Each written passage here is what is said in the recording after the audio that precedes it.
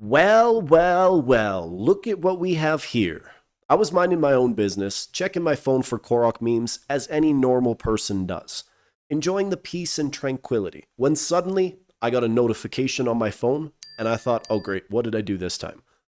False alarm, just YouTube. But then I read the title and saw Zelda Direct from a YouTuber, and I'll admit, I was a bit skeptical because I have been clickbaited before and I do not have the emotional stamina for that kind of betrayal again. I haven't heard anything about this yet, but Great Deku Tree Nintendo did not disappoint. We got a 10-minute video showing off a ton of gameplay, and there is a lot to talk about, so let's take a step back, unpack, and get right into it. Speaking of betrayals, before we get into that, are you tired of wandering the vast plains of the internet with no direction? Do you feel lost without a sense of purpose? Well, I can't help you with that, but there's new videos every week, so hit that like button, subscribe to the channel, and with that, let's finally get right into it. The first thing that I noticed was the food icon at the top left of the screen. Having a quick select menu for your consumables was already enough to make me start hyperventilating with excitement. You know when you get into a boss fight or something and your weapon breaks? What do? Use the quick select.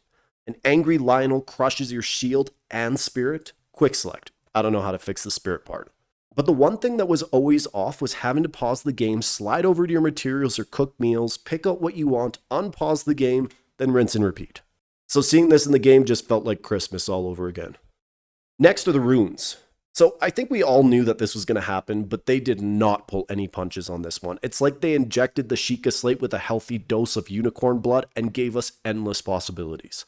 Starting with Rewind, this is one of the ways that you can get to the Sky Islands. All you need to do is find these falling rocks that are close to the islands, climb aboard, and send yourself soaring right up to the sky. Sounds simple, right? But this can't be the only use for the rune. So the question is, how else can we make use of this? I was thinking more about combat scenarios. Maybe you want to mess around with a few bokoblins. They pick up an explosive barrel, smug look on their face, thinking that they're about to take you down, and right at the last minute, click. Rewind it, send it right back over there with a condescending grin and give them a taste of their own medicine. It'll also be interesting seeing the other methods to get to the sky. Fuse. Okay, so I talked about improving weapon durability in one of my other videos, so if you have seen it, take that idea, throw it out the window, because this is way better. Even the idea of new weapon types doesn't seem that important anymore because you get to create a ridiculous amount of new weapons on your own. Remember that tree branch that no one uses? Well, attach a boulder to it, you got yourself the new MVP. This is like the master sword of branches. The durability will change based on your combinations, and what's crazy about this is it doesn't stop there. You can attach a certain type of mushroom to your shield, and when an enemy hits it, boom, you got yourself a smoke screen. I'm going to be honest, I'm going to get weird with this. I'm talking apples and a spear, mushroom shield, long stick and a pitchfork. I'm going to spend like 3 days trying everything. If I can attach a Kuko to my long stick, I will do it. The stranger the combos, the better.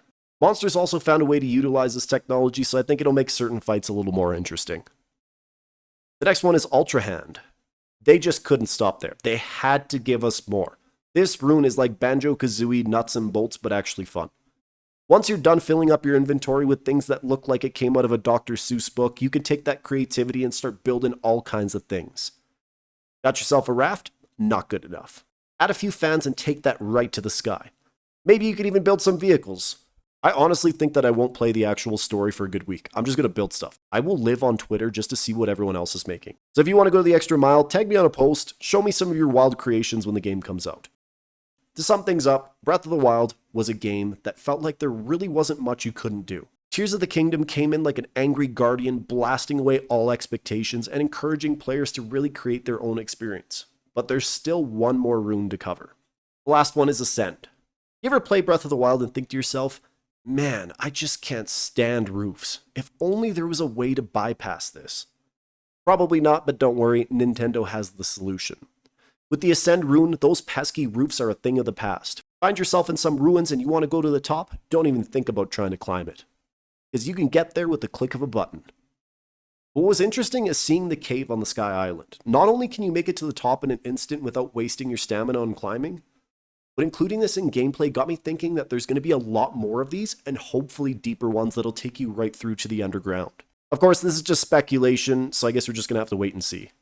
Alrighty everybody, that's going to cut it for this video. If you enjoyed the video, make sure you hit that like button and subscribe to the channel. It helps give the illusion that I'm a real YouTuber. Thanks for watching, and I'll see you in the next one.